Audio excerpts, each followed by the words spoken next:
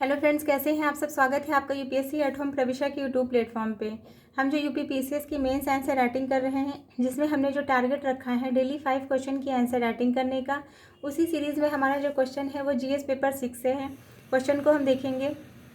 इसके पहले आपको एक बहुत ही इंपॉर्टेंट न्यूज़ देनी है कि जो हमारा जो ये मेंस की जो सीरीज़ चल रही है वो यूपी पीसीएस एंड यूपीएससी के पीवाईक्यू पे बेस्ड है, जो कि करंट के साथ अपडेट करते हुए आपको कराई जा रही है। आप लोग चाहें तो इसके माध्यम से मेंस का पूरा सिलेबस कंप्लीट कर सकते हैं और अपनी मेंस को जो है और अच्छा कर सकते हैं।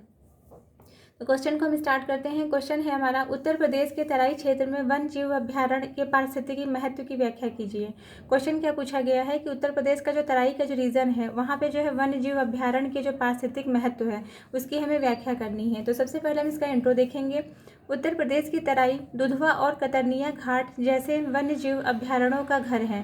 क्या है? उत्तर प्रदेश के जो तराई जो है वह दुधवा और जो है कतरनिया घाट जैसे वन्य जीव अभ्यारण्यों का घर है। यहाँ बाघ, गैंडे जैसे कई दुर्लभ प्रजातियाँ पाई जाती हैं। ये जो है ये वन जल संरक्षण, जलवायु नियंत्रण और स्थानीय अर्थव्यवस्था के लिए अहम है। ये किसके लिए? ये वन जो है जल को संरक्षित करने के लिए, जलवायु को नियंत्रित करने के लिए अथवा स्थानीय जो अर्थव्यवस्था है उसके लिए जो है अहम भूमिका निभाते हैं। हालांकि मानव वन्य जीव संघर्ष एक बड़ी चुनौती बना हुआ है। तो ये हमारा इंट्रो कंप्लीट होता है। अब हम क्वेश्चन की जो मेन बॉडी का पार्ट है उसको देखेंगे। इसका जो है क्या है, पारिस्थितिक महत्व। पहला क्या है, जैव विविधता का भंडार। इसके अंतर्गत क्या है, तराई क्षेत्र, लखीमपुर खीरी, बहराइच पीलीभीत, दुधवा नेशनल पार्क, कतरनिया घाट वन्य जीव अभ्यारण्य जैसे संरक्षित क्षेत्रों के लिए प्रसिद्ध है, जहां बंगाल टाइगर, एक सींग वाले गैंडे, हाथी और 400 से अधिक पक्षी प्रजातियां पाई जाती हैं। क्या है इसके अंतर्गत? ये जो तराई जो रीजन है उसमें जो है लखीमपुर खीरी, तराई रीजन के अंतर्गत कौन कौन सा क्षेत्र आता है? लखीमपुर खीरी, बहराइच पीलीभीत आता है। इसके अंतर्गत दुधवा नेशनल पार्क, कतरनिया घाट वन्य जीव अभ्यारण्य जैसे संरक्षित क्षेत्रों के लिए प्रसिद्ध है, जहाँ बंगाल टाइगर, एक सींग वाले गैंडे, हाथी और 400 से अधिक जो है पक्षी प्रजातियां पाई जाती हैं।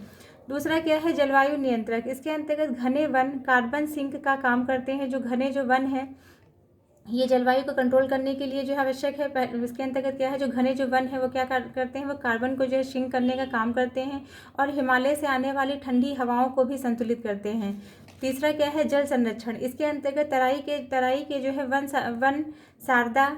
तराई के जो वन है वो क्या करते हैं, शारदा, घाघरा और राप्ती नदियों के जल जो है ग्रहण क्षेत्रों को स्थिर रखते हैं, जो गंगा के प्रवाह को भी प्रभावित करता है।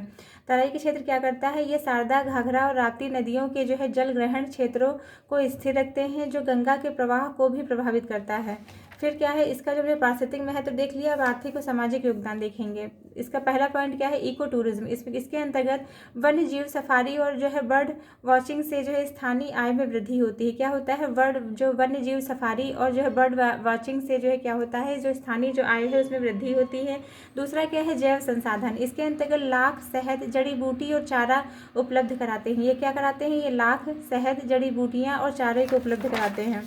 इसके समय जो है कौन सी चुनौतियां विद्यमान है? पहला क्या है, मानव वन्यजीव संघर्ष।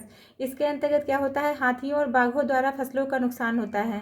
अतिक्रमण के अंतर्गत क्या है, कृषि भूमि विस्तार से जो है वन क्षेत्र घट रहा है। जो कृषि भूमि का जो विस्तार देखने को मिल रहा है तो उससे क्या हो रहा है, जो वन जो क्षेत्र है वो घट रहा है। जलवायु परिवर्तन। इसके अंतर्गत बाढ़ और सूखे का प्रभाव देखने को मिलता है। इसके संरक्षण के उपाय इसके माध्यम से जो देखेंगे, प्रोजेक्ट टाइगर, हाथी को मजबूत करना। प्रोजेक्ट टाइगर जो है के माध्यम से जो है क्या करना, हाथी को मजबूत करना।